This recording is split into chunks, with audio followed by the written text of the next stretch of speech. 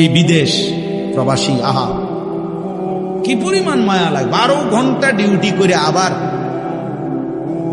আরো 6 ঘন্টা আরেক কোম্পানির স্যার কি করে 18 ঘন্টা, কেউ কেউ আর থাকে 6 ঘন্টা। এই 6 ঘন্টার মধ্যে বিশ্রাম কখন? নিজের জামাগুলা নিজে ধোয়, নিজের রান্নাটা নিজে করে। প্রবাসীগুলো বিদেশে থাকে, যে আমি তো সৌদি আরবে অনেক দূর দূর ছেলেদের কাছে গেছি, ওরা দম করে খুব মহব্বত করে। তাইলে এই নিজের রান্না নিজের, কত ছেলে যে বিশ্বাস করো ভাইয়া কি পরিমাণ কান্দে, আল্লাহর কসম।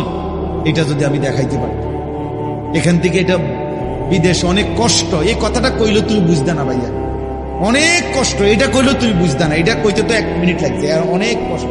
বাস্তবতা হলো তার চাইতে অনেক বেশি কষ্ট।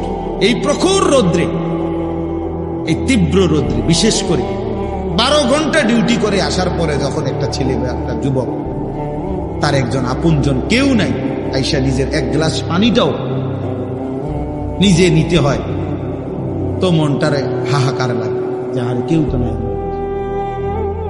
অথচ 28 বছর বিদেশ করতেছে। এক ছেলে দেখা হইলো লাস্টের দিকে, ওই আমার দেখে জড়ায় ধরে কাঁদতেছে। আমি বললাম, বাবা তুমি আচ্ছা কতদিন হয়েছে আইসো? কয় হুজুর 3 বছর। এই শেষ আমার যে ছেলেটা খেজুর আইনা দিছে মদিনায়, ও ছেলেটা বলতেছে হুজুর আচ্ছা 3 বছর হয়েছে বাড়ি থেকে আসছি, একবারও যাই নাই। আমি যাইবা কখন? কয় হুজুর একটা আইডিয়া করছি যে ঋণগুলো করছি, আরো 3 বছর যদি বিদেশ করি তাহলে ঋণগুলো শেষ হইবে, তো আশা আছে হুজুর এরপরে যাবো। এই কদ্দুর অল্প বয়সী ছেলে। হ্যাঁ ভাইয়া, এই জন্য সে যাইয়া হয়তো অনেক দুঃখের কথা বলে না বাড়িতে, যে মা কানবো, বাপে কানবে, বা বউ বাচ্চারা কানবো। এই জন্য অনেকে অনেক নিজের দুঃখের কথা বলে না, কষ্টের কথা নিজেই হজম করে পড়ে থাকে। কিন্তু তীব্র কষ্ট কইরা বুকটা মাটিত লাইগা যায়, এরপরে 2টা টাকা জমাইয়া এরপরে বাড়িতে টাকা না খাইয়া না দেয়।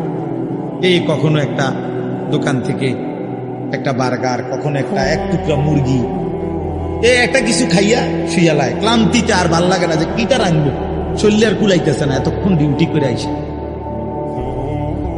আমি যেমন এই সারাদিন বয়ান করে রাত্রে 3টা 3:30টায় বাসায় যাই, ফজরের নামাজের পরে আমারে যদি কেউ একটা এই টিস্যু বক্সটা যদি এনতিকে অনে নিয়ে যেতে হয়, আমার মাথা আসমান ভাঙ্গা, আমার আর কিচ্ছু শরীরে কুলায় না তখন। কথার কথা, তাহলে আমি আমার অভিজ্ঞতা থেকে বললাম। তো ওই ছেলেটাও তো এরকম 12টা ঘন্টা ডিউটি করে আইসা সে যখন তার রুমে আসে, তার শরীরে আর 1 বিন্দু এনার্জি থাকে না। এই জন্য দোস্ত আমার, বন্ধু আমার, স্বার্থপর বড় দুনিয়া, যে দুনিয়া কষ্টই করা যায় কিন্তু চাহিদা পূরণ হয় না। চাহিদা পূরণ।